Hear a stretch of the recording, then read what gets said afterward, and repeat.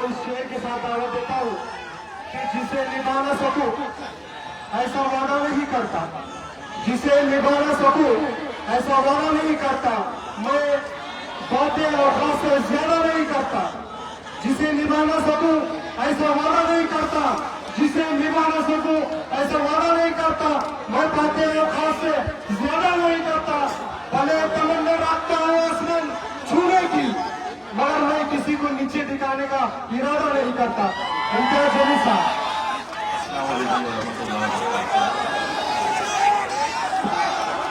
तमाम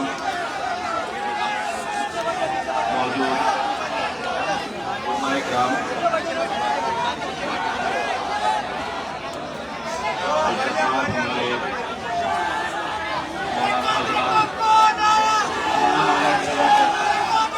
सियासी जमातों के, पॉलिटिकल पार्टीज के तमाम, चलिए बैठने के लिए, चलिए बैठ जाइए।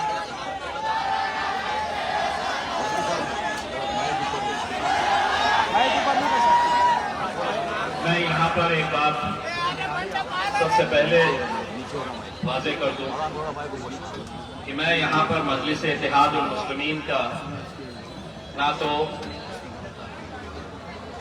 माजी खासदार, ना ही महाराष्ट्र के मजलिस इत्तेहाद उल मुस्लिमीन के सदर की हैसियत से यहाँ पर आया हूँ। मैं आपके बीच बहैसियत मुसलमान यहाँ पर आया हूँ।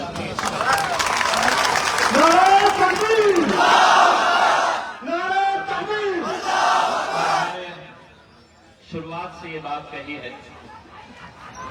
कि हम अलग अलग मसलकों से ताल्लुक़ रखते होंगे, हम अलग अलग जमातों से ताल्लुक़ रखते होंगे, हमारी अलग अलग दिल्ली तंजीमें होगी, हमारी अलग अलग सियासी जमातें होगी,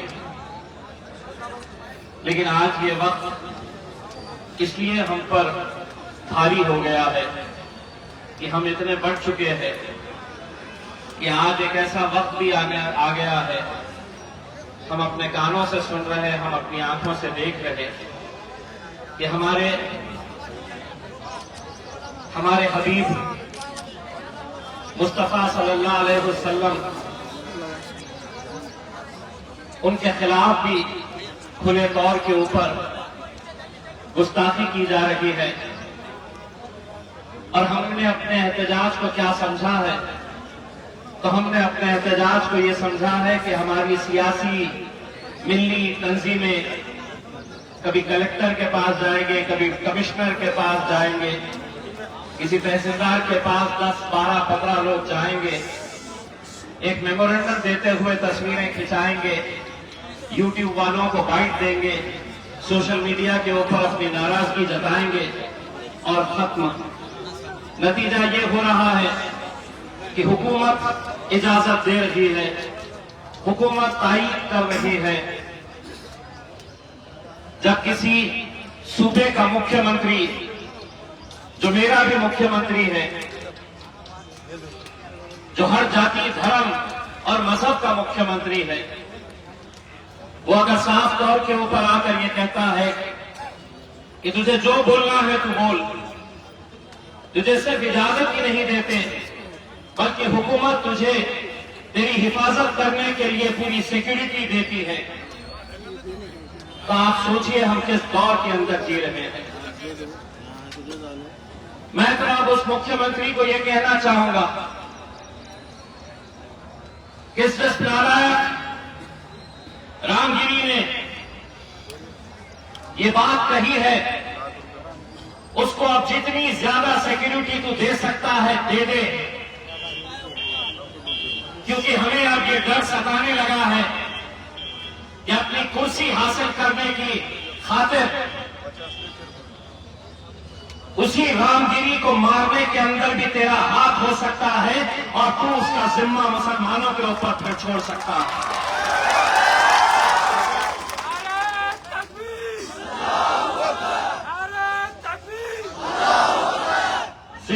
सिक्योरिटी दे दे। और उस रामगिरी को मैं ये कहना चाहता हूं, हरामगिरी साहब, हरामगिरी, तुझे खतरा मुसलमानों से नहीं है, तुझे खतरा तेरे अपने लोगों से है क्योंकि उन्होंने अपनी कुर्सी हासिल करने के लिए ये सारा खेल रचा है। इसके बाद क्या हो रहा, मस्जिद में घुस के चुन चुन कर मारेंगे।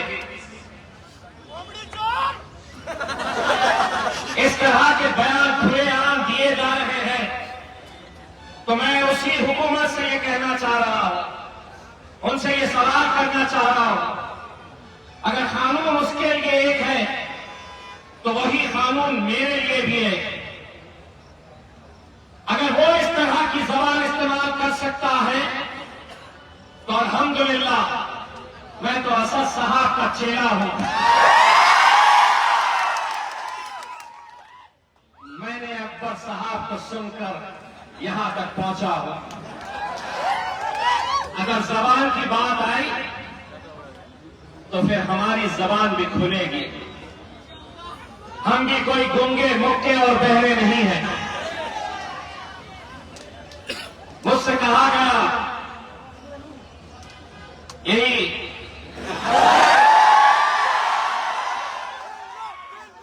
मैंने गलती से एक सभा में मेरा हाथ थोड़ा ऊपर चले गया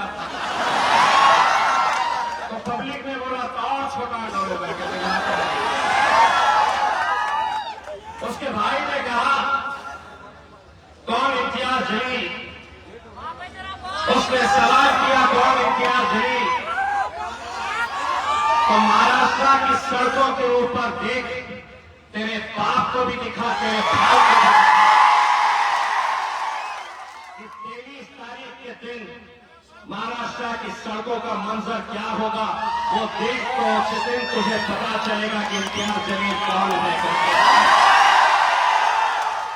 हम वो सियासी, हम वो जमातों से ताल्लुक नहीं रखते हैं जो इतना होने के बावजूद भी अपने नेताओं की गुलामी कर रहे हैं, ठोकर मारते हैं हम ऐसी सियासत को। अगर जब वक्त आया कि हमारे हुजूर सल्लल्लाहु अलैहि वसल्लम को चुनना है या ऐसी सियासत को चुनना है तो 1000 बार ठोकर मारेंगे हम ऐसी सियासत को, लेकिन हमारे नबी की शान के अंदर गुस्ताखी हम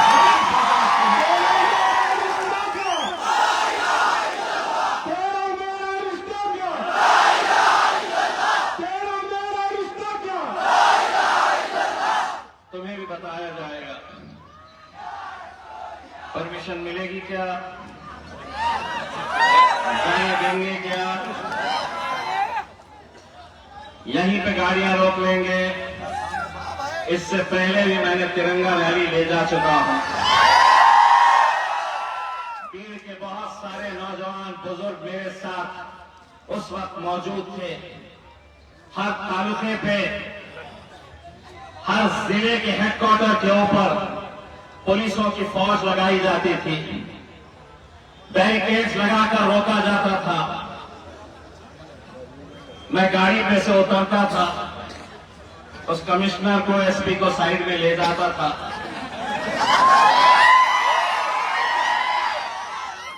उसके कान में कुछ फूंकता था और वो बैरिकेड। इसीलिए जब लोगों ने चैलेंज किया था कि बंबई तक आ ही नहीं सकते हैं, तो बंबई के उस स्टेज के ऊपर खड़े रहकर सबसे पहले मैंने जो जुमला कहा था वो ये था कि बंबई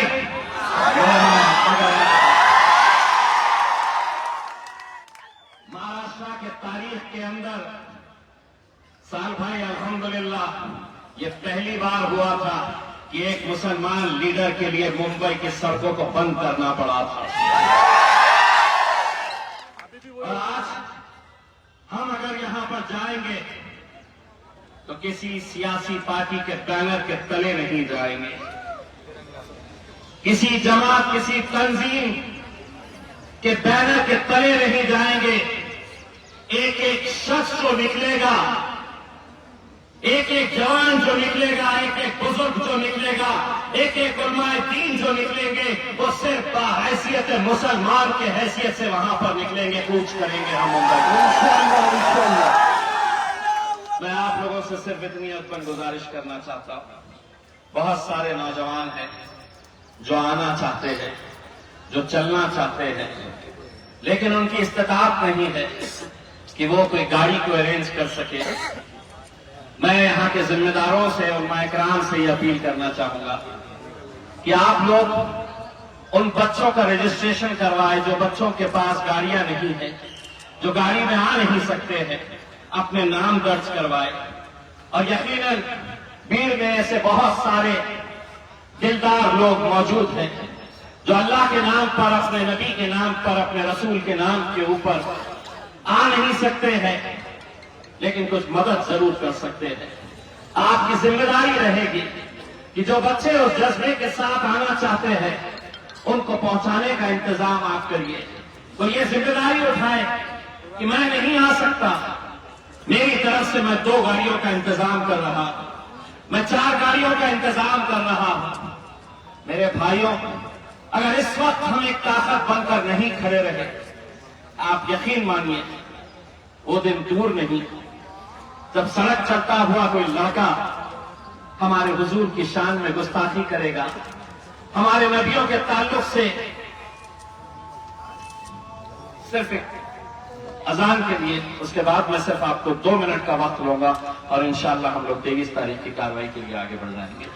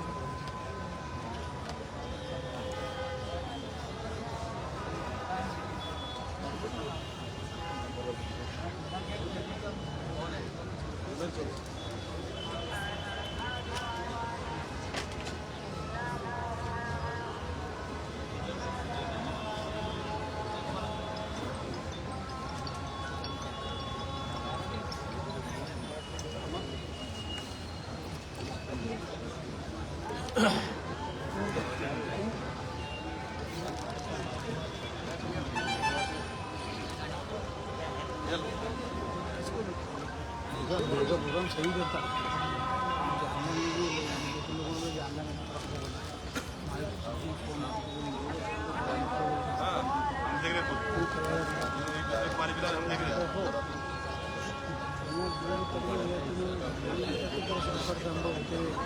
सेपरेट दूँ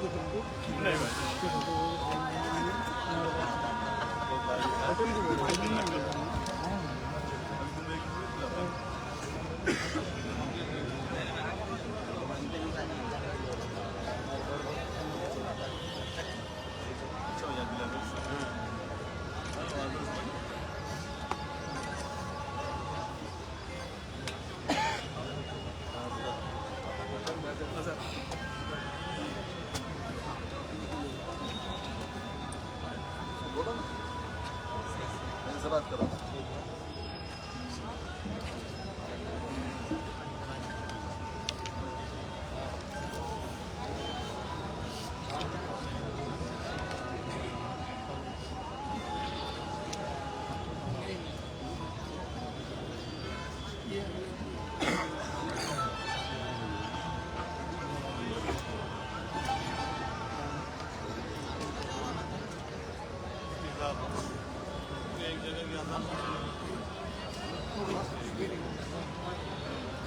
एक और बात मैं तमाम नौजवानों से ये कहना चाहूंगा कि हम एक बड़े खास मकसद से,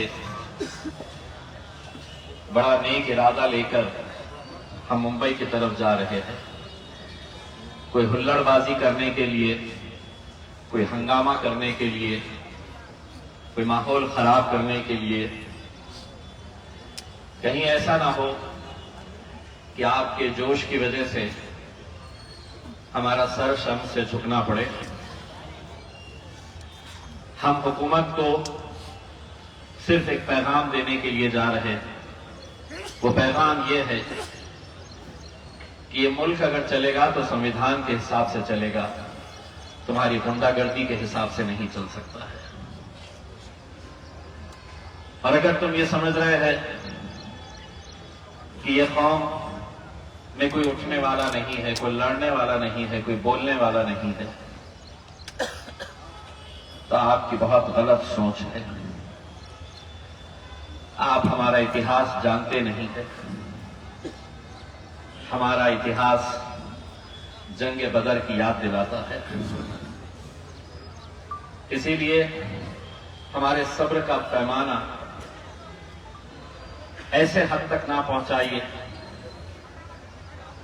किसी ने, हमारे मौलाना साहब ने, शफी भाव ने कहा है, आप इम्तियाज जलील के ताल्लुक से कुछ बोल दे, हम सुन लेंगे, हम बर्दाश्त कर लेंगे।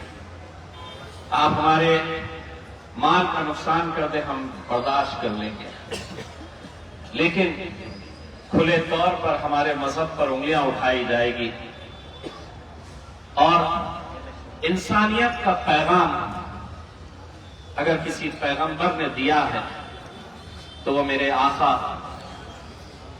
मुस्तफा मोहम्मद सल्लल्लाहु अलैहि वसल्लम ने दिया है। मेरे भाइयों, हम ये नहीं कह रहे हैं कि इस आंदोलन में सिर्फ मुसलमान ही क्यों आए, क्यों दूसरे कौम के वो लोग जो इंसानियत से मोहब्बत करते हैं, जो इस मुल्क से मोहब्बत करते हैं, जो अमन और भाईचारगी चाहते हैं, वो क्यों नहीं आवाज उठा रहे हैं, वो क्यों नहीं बोल रहे हैं। आज हालात क्या हो गए, आप क्या खाएंगे? थोड़ा सा गोश्त अगर आप एक थैली में बांध कर ले जा रहे हैं अपनी बच्ची के लिए, 72 साल के बुजुर्ग को जिस तरीके से मारा गया, कौन ऐसा शख्स हो सकता है मेरे भाई, किसी भी जाति का, किसी भी धर्म का, किसी भी मजहब का क्यों ना हो, ऐसी कौन सी उन्हें सीख दी जा रही है कि जिन्हें ये बताया जा रहा है कि ये तुम्हारा बाप की उम्र का है, ये तुम्हारे दादा की उम्र का है, तुम्हारे नाना की उम्र का है। सोचो, देखो और गौर करो कि कैसा जहर फैलाया जा रहा है।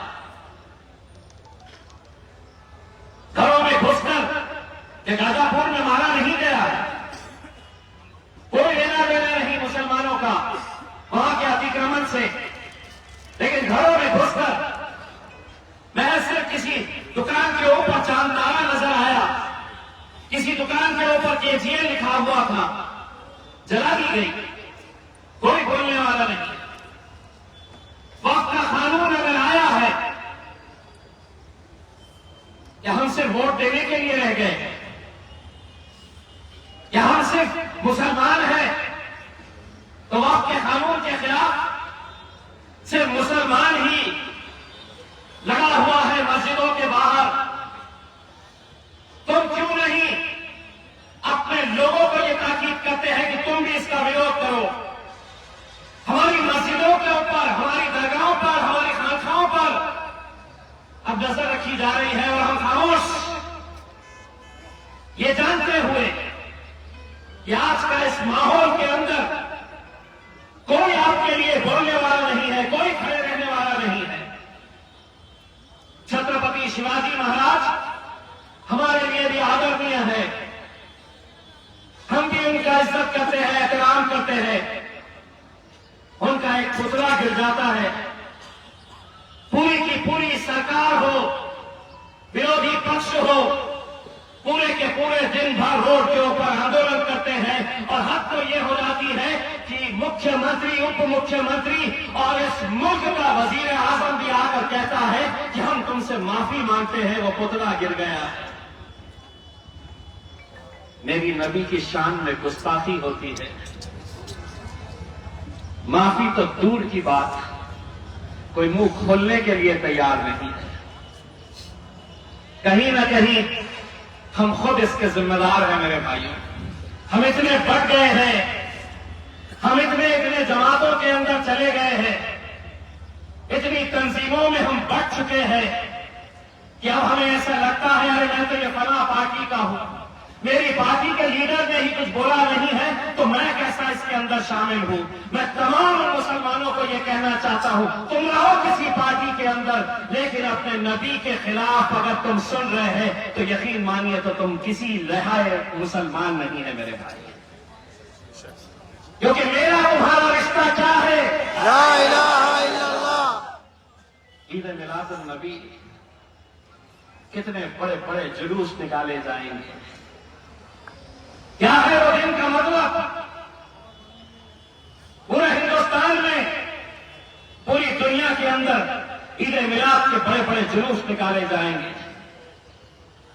मैं आपसे अपन गुजारिश करना चाहूंगा, भूल जाइए अपने मसलकों को, अपनी जमातों को, एक आवाज बनकर खड़े रहिएगा। मेरे भाई, एक बहुत मुश्किल दौर से हम गुजर रहे हैं। यकीन मानिए अगर इस बार हमने आवाज नहीं उठाई तो शायद सड़क चलता हुआ लड़का आपकी मस्जिदों की तरफ देखकर कोई बंदूक की गोली दिखा रहा है, कोई तीर से उसे मारने की बात कर रहा है, खुलेआम ये कह रहा है कि आपकी मस्जिदों के अंदर हम घुस के चुन चुन कर मारेंगे। खुदा न करे कभी किसी मस्जिद के अंदर यह हुआ तो आपसे पूछा नहीं जाएगा कि तुम्हारा बायोडाटा दो पहले, कि तुम किस मसलक के हो, किस सियासी जमात के हो, किस तंजीम से ताल्लुक रखते हैं। अच्छा, तुम इस तंजीम से तो इधर हो जाओ, तुम इस जमात से तो इधर हो जाओ। नहीं मेरे भाई, गाजापुर के अंदर हमने देखा है कैसे मुसलमानों के घरों में घुसकर मारा जा रहा है। हम कुछ नहीं कर रहे, हम हुकूमत को सिर्फ एक पैगाम देने के लिए, अपने सरों का समंदर दिखाने के लिए, हम ये बताने के लिए कि हम दोबारा अगर ऐसी कोई हरकत कोई करता है, दोबारा अगर कोई करता है। मुख्यमंत्री साहब ने ये कहा कि कोई उस रामगिरी के बाल को भी धक्का नहीं लगा सकता है। बोलो तुम जो बोलना है। अगर बोलने के बाद रामगिरी अगर तुझमें हिम्मत थी तो हमारे सामने आता, हम मुख्यमंत्री को कहते हैं कि इसका एक एक बाल कैसा नोचा जाता है, ये हम बताते तुझे। इस हद तक हम आ चुके हैं मेरे भाई कि आज मुख्यमंत्री, उनके आमदार, उनके खासदार खुलेआम ये बात कह रहे हैं और हम अपनी नाराजगी सिर्फ अपने अपने शहरों तक महदूद करके रखे हुए हैं। मैं आज सिर्फ आपको आज की इस महफिल के जरिए ये बताने के लिए आया हूं, बस खुदा का भरोसा है मुझको और मुझे किसी की जरूरत नहीं है। बस खुदा का भरोसा है मुझको और किसी की जरूरत नहीं। उसके सजदों से जो मुझे रोके, ऐसी हुकूमत की कोई जरूरत नहीं है। यही पैगाम हम यहां से देंगे।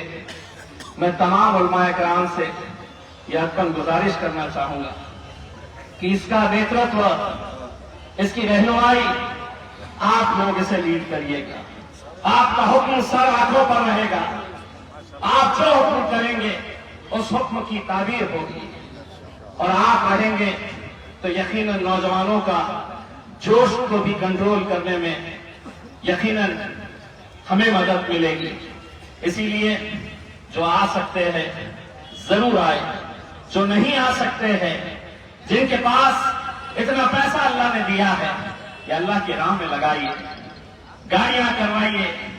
किसी के पास नहीं है, एक बड़ी गाड़ी करवा के वो बच्चे जो आना चाहते हैं, जिनके अंदर अपने नबी के लिए मोहब्बत है। दोस्तों, जितने लोग आएंगे उतना बड़ा पैगाम सरकार के पास पहुंचने वाला है। और ये आज बात पहुंचने वाली है। आज कोई नहीं बोल रहा है, मैंने जब बोला है तो मुझे भी इस बात का एहसास हुआ है कि मेरा दर्द तू नहीं समझेगा तो फिर समझेगा कौन। अगर मेरे लिए तू नहीं बोलेगा तो फिर बोलेगा कौन मेरे भाई? कौन बोलेगा? कोई ना कोई, किसी ना किसी को तो खड़े रहने की जरूरत थी। आपका ये बेटा, आपका ये भाई, आपका दोस्त आज एक बहुत बड़ा मुद्दा लेकर आप लोगों के बीच, आप लोगों से इत्तेहाद की भीख मांगने के लिए आया हूं। मेरे भाई, ये वक्त अगर चला गया, आने वाली नस्लें हमसे ये सवाल करेगी कि तेरे आंखों के सामने तूने अपने कानों से सुना था कि हमारे नबी सल्लल्लाहु अलैहि वसल्लम के बारे में जब गुस्ताखी की जा रही थी तो तूने क्या किया। उस वक्त हमारा सर शर्म से झुकना नहीं चाहिए कि मैंने कुछ नहीं किया, मैंने कुछ नहीं किया, मैंने सिर्फ सोशल मीडिया के ऊपर अपनी नाराजगी का इजहार किया और खत्म कर दिया। अब वक्त आया है, अब हम सड़क के ऊपर भी निकलेंगे और हुकूमत को एक पैगाम दे डालेंगे कि जबान हमारे मुंह में भी है, और अगर उसकी तारीफ करते हैं, कानून अगर उसके लिए बना हुआ है तो कानून मेरे लिए भी है। और जिस दिन हमारी जबान खुलेगी तुम्हारे लिए बहुत नुकसानदेह साबित होगी मेरे भाई। बहुत बहुत शुक्रिया। वाखिर दावाना अल्हम्दुलिल्लाह। अभी जो सब खामोश बैठे हैं, संविधान जो से दिया जाएगा, संविधान के बाद बस इन सारी बातों का निचोड़, इन सारी बातों का निचोड़ एक ही बात के ऊपर है। मेरी आवाज के साथ आवाज लगाइएगा, तेरा मेरा रिश्ता क्या। दोनों हाथ ऊंचे करके, संविधान तेरा मेरा रिश्ता क्या। तेरा मेरा रिश्ता क्या। देखिए, सुने कि संविधान दिया जाए।